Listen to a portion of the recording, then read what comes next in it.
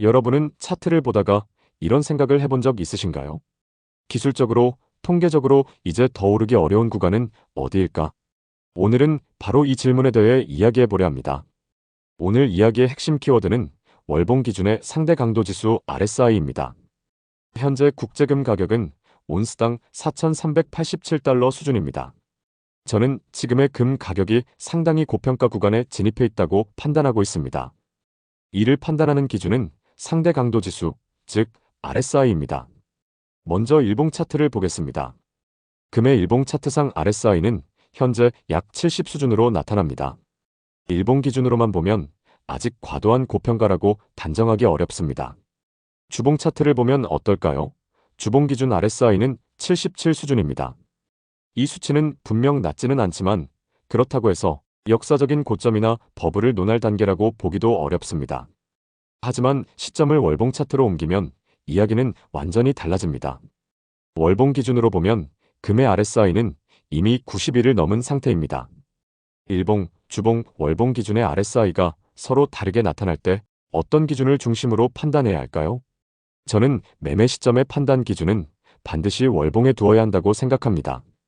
특히 일봉 기준의 RSI는 거의 노이즈에 가깝습니다. 일봉 차트에서는 몇 개월 사이에도 매수와 매도 신호가 수시로 발생합니다.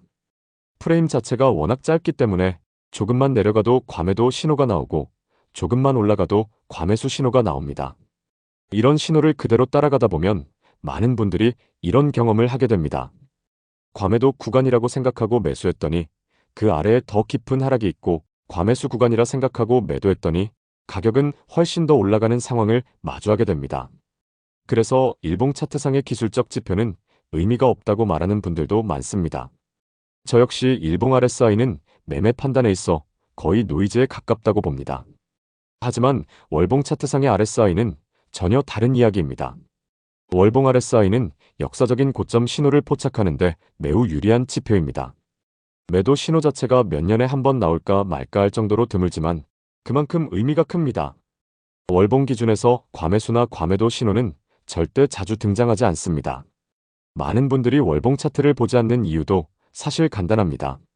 신호가 너무 느리고 답답하며 잘 발생하지 않기 때문입니다.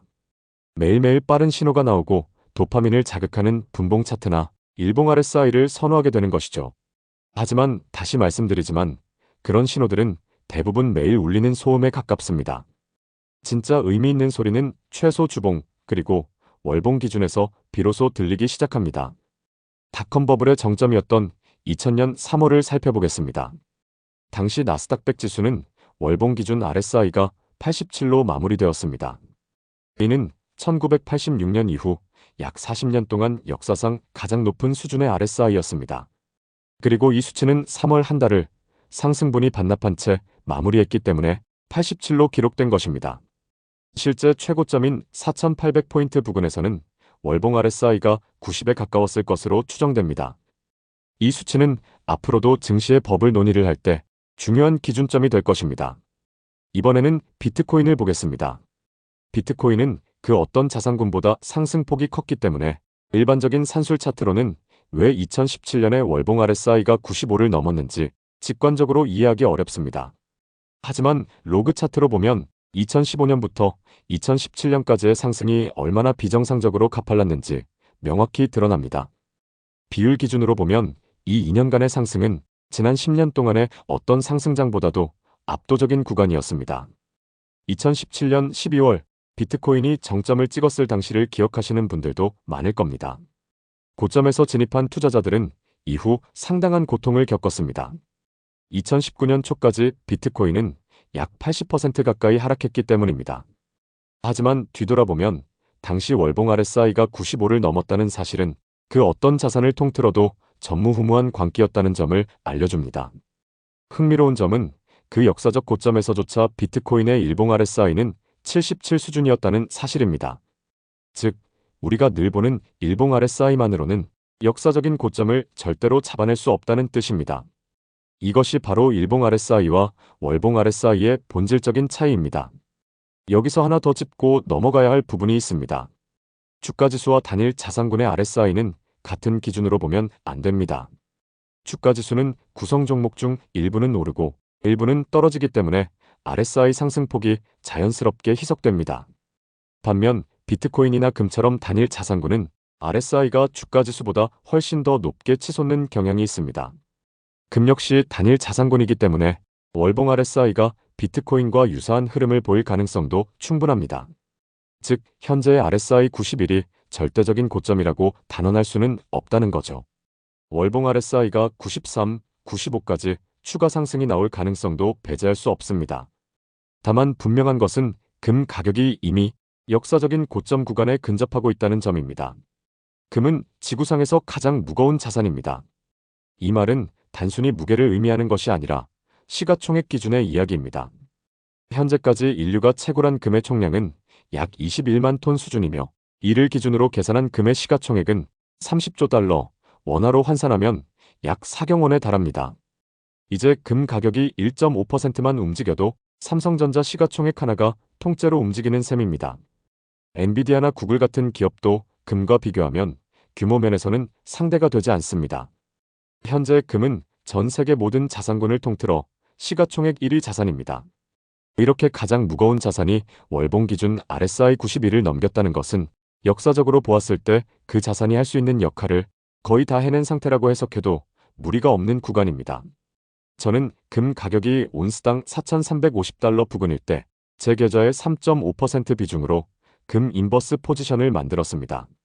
앞서 말씀드렸듯이 금은 단일 자산군이기 때문에 월봉 RSI가 비트코인과 유사한 패턴을 보일 수 있습니다. 월봉 RSI가 93을 넘을 경우 동일한 비중으로 추가 3.5%숏 포지션을 계획하고 있고 RSI가 95를 넘기면 추가로 7% 비중을 더할 계획입니다. 이렇게 되면 금 가격이 온스당 5,000달러 수준에 도달했을 때 제 계좌의 약 14%가 금 인버스 포지션으로 구성됩니다. 목표 수익률은 해당 비중 내에서 약 10% 수준입니다. 과도한 수익을 노리는 전략은 아닙니다. 이 포지션이 성공하든 실패하든 전체 계좌에 미치는 영향은 제한적으로 설계했습니다. 마지막으로 오해는 하나 분명히 짚고 가야 합니다. 제가 금 인버스에 들어갔다고 해서 금의 장기적 가치를 부정하는 것은 아닙니다. 5월가의 대표적인 리서치 기관인 야데니 리서치는 금의 장기 전망을 매우 긍정적으로 보고 있으며 2029년까지 금 가격이 온스당 1만 달러에 도달할 수 있다는 시나리오도 제시하고 있습니다. 저는 이 전망을 몰라서 숏 포지션을 잡은 것이 아닙니다. 알고도 들어간 것입니다. 저 역시 장기적으로 금이 중요한 자산이라는 점에는 이견이 없습니다. 다만 지금 제가 보고 있는 것은 장기 서사가 아니라 현재의 기술적 상태입니다.